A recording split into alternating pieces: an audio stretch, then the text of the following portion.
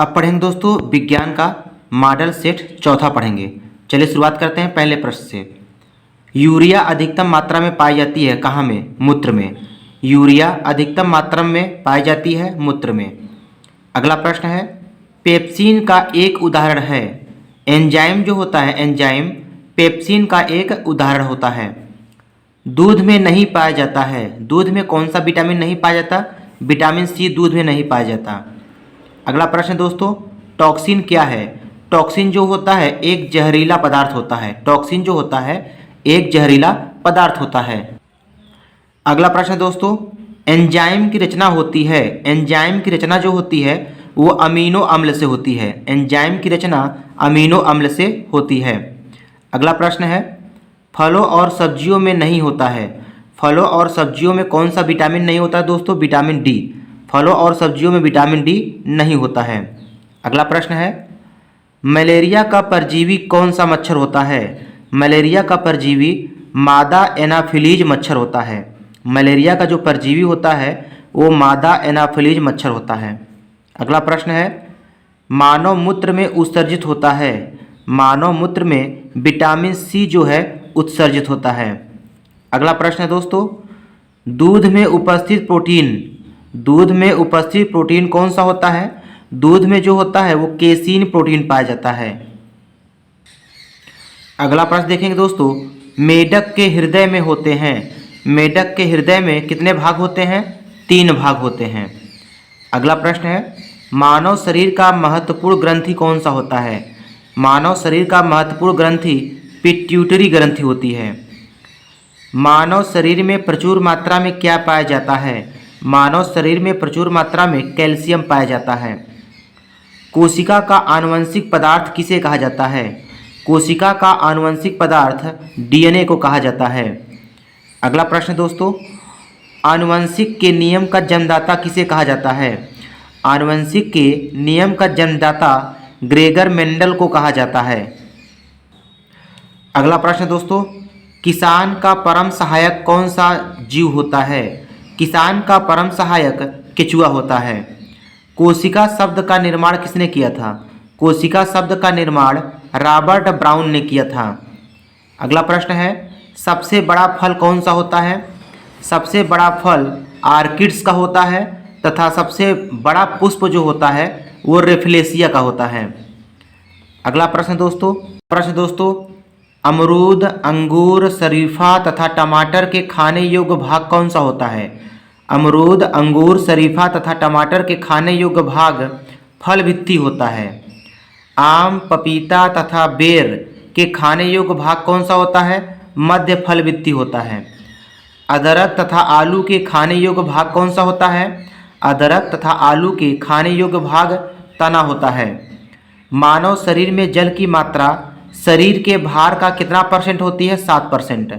मानव शरीर में जल की मात्रा शरीर के भार का 7% होती है। अब दोस्तों पढ़ते हैं मॉडल सेट 5वां पढ़ेंगे। चलिए शुरुआत करते हैं यहाँ पे। मनुष्य के मस्तिष्क का वजन कितना होता है? मनुष्य के मस्तिष्क का वजन 1350 ग्राम होता है। एग्जाम में कभी कभी दोस्तों 1300 से और 1400 के बीच ये ऑप्शन रहता है। अगला प्रश्न है, ऊँट की गर्भावधि काल कितना दिन होता है? ऊँट की गर्भावधि काल जो होता है वो 320 से 350 दिन होता है। गाय तथा भैंस का गर्भावधि काल कितना होता है? गाय का जो गर्भावधि काल है दोस्तों वो 280 दिन है और भैंस का गर्भावधि काल 300 दिन होता है। अगला प्रश्न है, पैतृकता सिद्ध करने में सहायक होता है।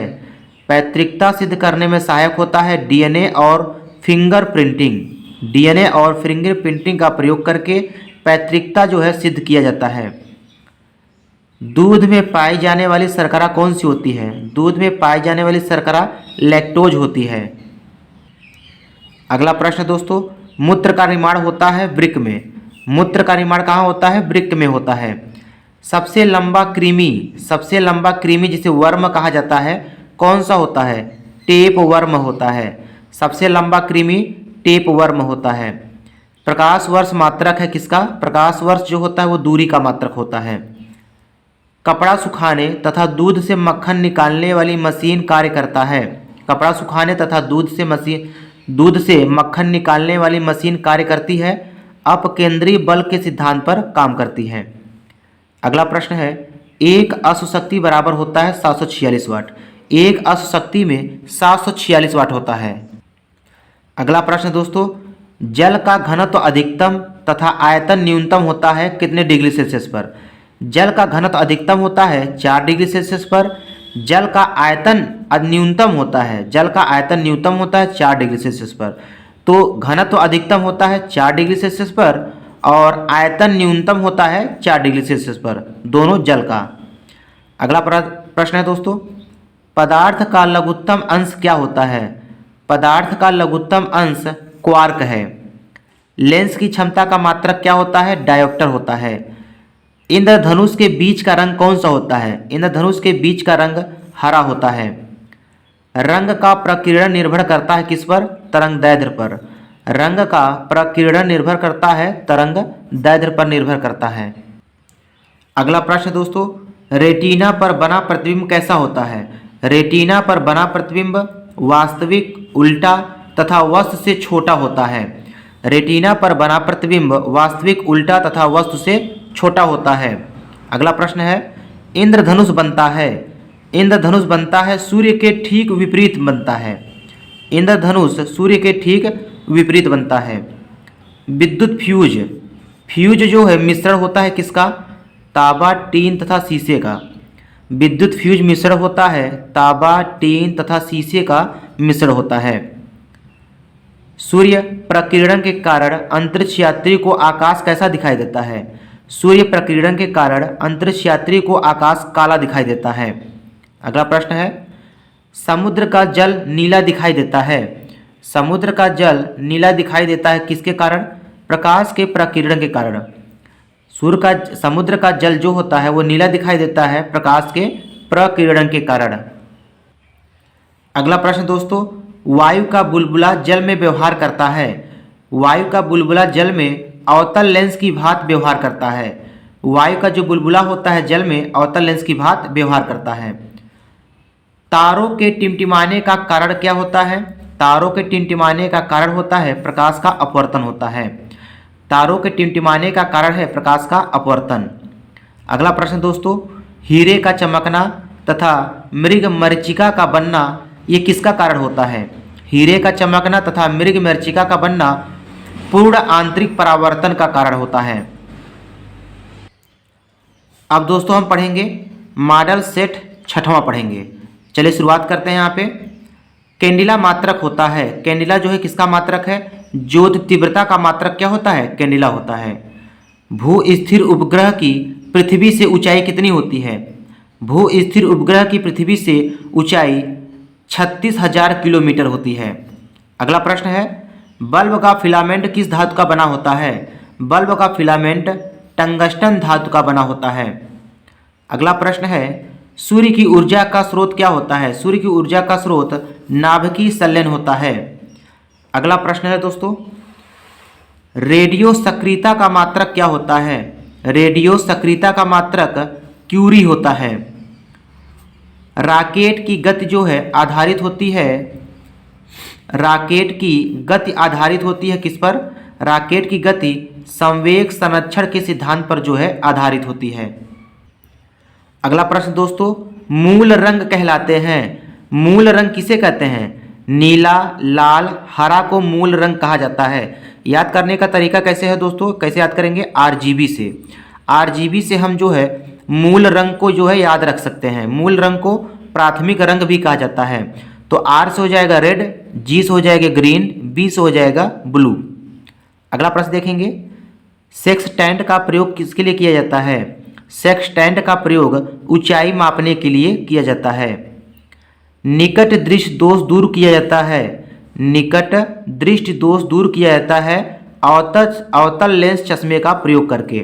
निकट दृष्टि दोष दूर किया जाता है अवतल लेंस चश्मे का प्रयोग करके। अगला प्रश्न है दोस्तों, दीर्घ या दूर दृष्टि दोष दूर किया जाता है उत्तल लेंस चश्मे का प्रयोग करके। दोस्तों इसमें जो है बहुत कन्फ्यूजन होता है निकट से और दूर से कि कौन सा लेंस जो है इस दोष को दूर करने के लिए प्रयोग किया जाता है। तो याद करने का तरीका बता देता हूं दोस्तों। निकट में देखिएगा, निकट में जो है 3 अक्षर है और इस दोष को दूर करने के लिए अवतल में देखिएगा 4 अक्षर है। तो 3 का आप जो है ट्रिक लगाइएगा 4 से। उसी प्रकार से दीर्घ में देखिएगा या दूर में देखिएगा 2 अक्षर होता है और इस दोष को दूर करने के लिए उत्तल लेंस का प्रयोग करते हैं। और उत्तल लेंस में कितना अक्षर है? 3। तो 2 का 3 से आप रिलेट कर लेंगे और 3 का 4 से रिलेट कर लेंगे। अगला प्रश्न देखते हैं। परमाणु बम का सिद्धांत आधारित है। परमाणु बम आधारित होता है नाभिकीय विखंडन पर आधारित होता है। अगला प्रश्न दोस्तों, बिजली के बल्ब में प्रयोग होता है। बिजली के बल्ब में अक्रिय गैसों का प्रयोग किया जाता है। ध्वनि का वेग सर्वाधिक होता है ठोसों में। ध्वनि का वेग सर्वाधिक होता है किसमें? ठोसों में। ध्वनि की गति धीमी होती है कहाँ? हवा में। ध्वनि की गति जो है धीमी होती है हवा में। ऊर्जा का एसआई मात्रक क्या होता है? ऊर्जा का एसआई मात्रक जूल होता है। हाइड्रोजन बम किस पर आधारित होता है? हाइड्रोजन बम नाभिकीय संलयन के सिद्धांत पर आधारित होता है। अगला प्रश्न है दोस्तों, जल का सर्वाधिक शुद्ध रूप कौन सा होता है? जल का सर्वाधिक शुद्ध रूप वर्षा का जल होता है। ग्रीन हाउस प्रभाव, ग्रीन हाउस प्रभाव गैस किसे कहा जाता है? कार्बन डाइऑक्साइड को कहा जाता है। ग्रीन हाउस प्रभाव गैस कार्बन डाइऑक्साइड है। दाढ़ी बनाने तथा आँख, नाक, कान की जांच में किस दर्पण का प्रयोग किया जाता है? दाढ़ी बनाने के लिए आँख, नाक, कान की जांच में अवतल दर्पण का प्रयोग किया जाता है। अगला प्रश्न है, नाभिकीय विखंडन में प्रयुक्त होता है यूरेनियम। अगला प्रश्न दोस्तों, चंद्रमा पर गुरुत्वीय त्वरण का मान पृथ्वी के मान का कितना होता है? 1/6 भाग होता है। चंद्रमा पर गुरुत्वीय त्वरण का मान पृथ्वी के मान का कितना होता है? 1/6 भाग होता है। स्मॉल जी का मान कितना होता है दोस्तों? स्मॉल जी का मान होता है 9.8 मीटर प्रति सेकंड स्क्वायर होता है। अगला प्रश्न देखेंगे, द्रव अवस्था में पाया जाने वाला धातु कौन सा होता है? द्रव अवस्था में पाया जाने वाला धातु पारा होता है, जिसे मरकरी भी कहा जाता है। सुराही का पानी ठंडा होता है। सुराही का पानी ठंडा होता है वाष्पीकरण के कारण जो है सुराही का पानी क्या होता है? ठंडा होता है। तो आज की इस वीडियो में दोस्तों इतना ही। वीडियो पसंद आया हो तो वीडियो को लाइक, सब्सक्राइब, शेयर करना ना भूलिएगा। धन्यवाद।